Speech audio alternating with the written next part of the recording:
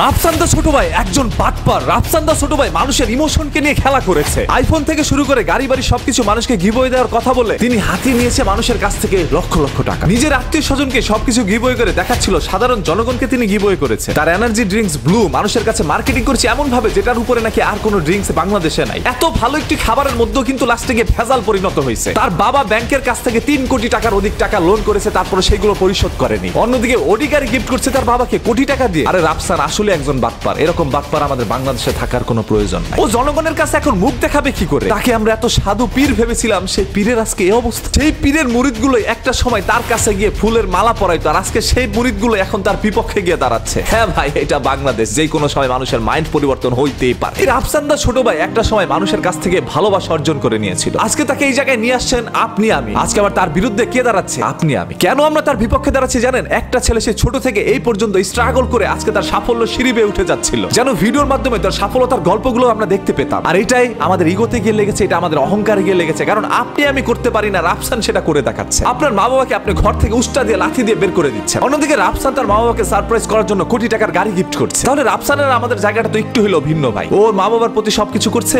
আমরা আমাদের মা বাবার জন্য কিছু করছি। তাহলে রাফসান তো বাটপার ভাই, নিজের জন্য কিছু করে না, মা বাবার জন্য করে। এই রাফসান কিন্তু তার আয়ের অনেক টাকাই অসহায় মানুষের উপরে সাহায্য করে থাকে। রাফসান শুধুমাত্র একজন কন্টেন্ট ক্রিয়েটর নয়, রাফসান পুরো বাংলাদেশকে রিপ্রেজেন্ট করছে। এরকম একজন মানুষের বিপক্ষেও গিয়েও আজকে আপনি আমি দাঁড়াচ্ছি। এটা কি আপনার আমার লজ্জা হওয়ার কথা না? একজন মানুষ যদি উন্নতি করতে নেয় তাহলে সেটা দেখার সাথে সাথে আমাদের পিছনে জ্বলে যায়। সেই তীব্র জলাজলির অনুভূতি যেন আমরা সহ্য করতে পারি না। আজকে রাফসানকে যারা ভালোবাসতো তারাই আজকে ঘৃণা করছে, শুধুমাত্র ওই একটি কারণে। আরে ভাই, তার বাবা একটি কোম্পানি দিয়েছে এবং ব্যাংক থেকে লোন নিয়েছে, সেটা তার বাবা মায়ের ব্যাপার। এখানে রাফসানকে কেন টেনে নিয়ে আসছেন? ওর তো কোনো দোষ ছিল না। সে কোটি টাকা ইনকাম করছে, সেটা তার একান্ত ব্যক্তিগত বিষয়। লোন নিয়েছে তার মা বাবা, সেটা শোধ করবে তারা। আর রিসেন্টলি সামাজিক যোগাযোগ মাধ্যমে যে ছবিগুলো এখন প্রকাশ পাচ্ছে সেটিও কিন্তু এখনকার ছবি নয়, এটি আরো দীর্ঘদিন আগের একটি ছবি, যেখানে দেখা যাচ্ছিল ম্যাজিস্ট্রেট গিয়ে রাফসানের সেই কোম্পানিতে সার্চ করে, যেখানে একটি মেশিন পায় না, বলা হচ্ছিল হাতে তৈরি করা হচ্ছে এনার্জি ড্রিঙ্কস ব্লু, যার কারণে 30,000 টাকা তাদেরকে জরিমানাও করা হয়। সেই ছবিটি এখন কেন এনে সোশ্যাল মিডিয়ার মধ্যে ভাইরাল করা হচ্ছে? এতদিন যাবত রাফসানের কোনো কিচ্ছু ভাইরাল হয়নি। যখন অভিযান চালানো হয়েছে তখন এই ছবিটি ভাইরাল হয়নি, তবে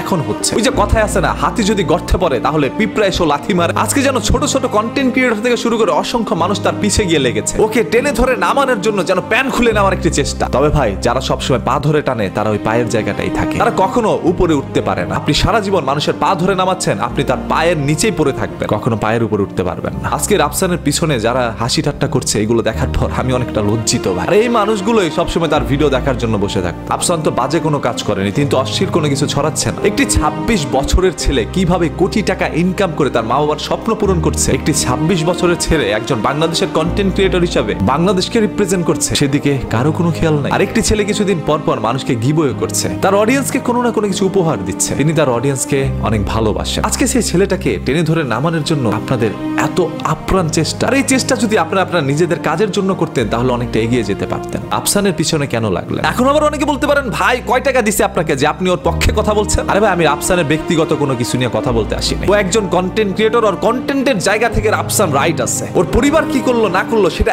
একান্তই তার ব্যক্তিগত বিষয়, ওইটা সিক্রেট বিষয় ভাই। ওইটাকে টেনে ধরে সোশ্যাল মিডিয়ার মধ্যে এনে এই লোকটাকে কেন বারবার দোষারোপ দেওয়া হচ্ছে? যেই কাজটা ও করে নাই সেটা কেন বারবার বলা হচ্ছে? 2-4 মাস আগে রাফসানের সেই এনার্জি ড্রিঙ্ক হয়তো বা হাতে তৈরি করা হতেও পারে, তবে এখন কিন্তু তার কোম্পানির মধ্যে একটি বড় মেশিন আছে যেটা হাতের স্পর্শ ছাড়াই তার এনার্জি ড্রিঙ্কস তৈরি করা হচ্ছে। আপনি অতি টেনে ধরে এখন কেন তার বিরুদ্ধে অপপ্রচার চালাচ্ছেন? কারা তার পিছনে লেগে পড়েছে তাকে ডাউন করার জন্য? কাউকে টেনে ধরে কখনো নামাতে পারবেন না, কারো সম্মান কখনো আপনি হানি করতে পারবেন না যদি মহান আল্লাহ তাআলা তার সম্মান বৃদ্ধি করে। সম্মান কমবে এবং বৃদ্ধি হবে সেটা একমাত্র আল্লাহ তাআলাই ভালো জানে কখনকার হয়। তবে আমরা আমাদের জায়গা থেকে ভালো কাজটাই করে যাব। আজকে রাফসানের বিরুদ্ধে এই অপপ্রচার আমার কাছে সহ্য হচ্ছিল না। আবারও বলছি, ব্যাংক থেকে লোন রাফসান নেয়নি। ও একজন 26 বছরের যুবক ছেলে, অনেক কিছুই বোঝে না, আর সেইগুলোকে নিয়ে মানুষ এখন হাসি ঠাট্টা করছে। বর্তমান সোশ্যাল মিডিয়ার যুগ, বর্তমান অসংখ্য মানুষ এখন শিক্ষিত হয়, কেউ মূর্খ নয়। এই শিক্ষিত জেনারেশনের মধ্যে আপনি এসে কারো বিরুদ্ধে আলোচনা করতেই পারেন, সবাই সবার ব্যক্তিগত জায়গা থেকে যা খুশি তাই করেন। তবে একজন মানুষের সারা জীবনের প্রচেষ্টা এইভাবে ধূলিসাৎ করার চেষ্টা করেন না। দেখেন, রাফসান দা ছোট ভাইয়ের সাথে আমার কোনোদিন দেখাও হয়নি, কোনোদিন কথাও হয়নি, তারপরও এই ভিডিওটি বানানো যেন আমার একটি দায়িত্বে রূপান্তরিত হয়েছিল। আমার কাছে মনে ছিল একটি ছেলেকে বারবার ফাঁসানোর চেষ্টা করা হচ্ছে, তাকে এখান থেকে টেনে ধরা উচিত, এবং যারা তার সব সময় পাশে ছিল, যারা তার ক্লোজ ভাই ব্রাদার, এখন তারাও তার বিরুদ্ধে পোস্ট করছে। আর এটাই সবচেয়ে বেশি আমার চোখ খুলে দিয়েছে, কারণ আমার জীবনের সাথে এখন রাফসানের অনেকটা মিল আছে। যখন আমি বিপদে পড়ি তখন আমার আশেপাশের মানুষগুলো আমাকে যেন দমিয়ে রাখার চেষ্টা করে, যেন তারা চায় আমার ঘাড়ে পাড়া দিয়ে তারা উপরে উঠতে। আজকে সেই রাফসানের সাথেও তাই হচ্ছে। ও যখন বিপদে পড়ে গেল তখন তার আশেপাশের একদম ক্লোজ ভাই ব্রাদার তারা তার বিপক্ষে পোস্ট করে, সমালোচনা করে। তারা এখন মজা নিচ্ছে এই বিষয়টা নিয়ে। রাফসান, যদি তুমি এই ভিডিওটি দেখে থাকো তাহলে তোমার প্রতি আমার একটাই অনুরোধ, যারা আজকে তোমার এই দুঃসময় তোমাকে নিয়ে মজা নিচ্ছে, সুসময় তাদেরকে কখনো পাশে রাখো না। দুঃসময় না আসলে কখনো তুমি মানুষ চিনতে পারতা। আজকে যেহেতু মানুষ চিনতে পেরেছো, নেক্সট টাইম কখনো এদের সাথে চলো না। তুমি একা এখানে আসছো,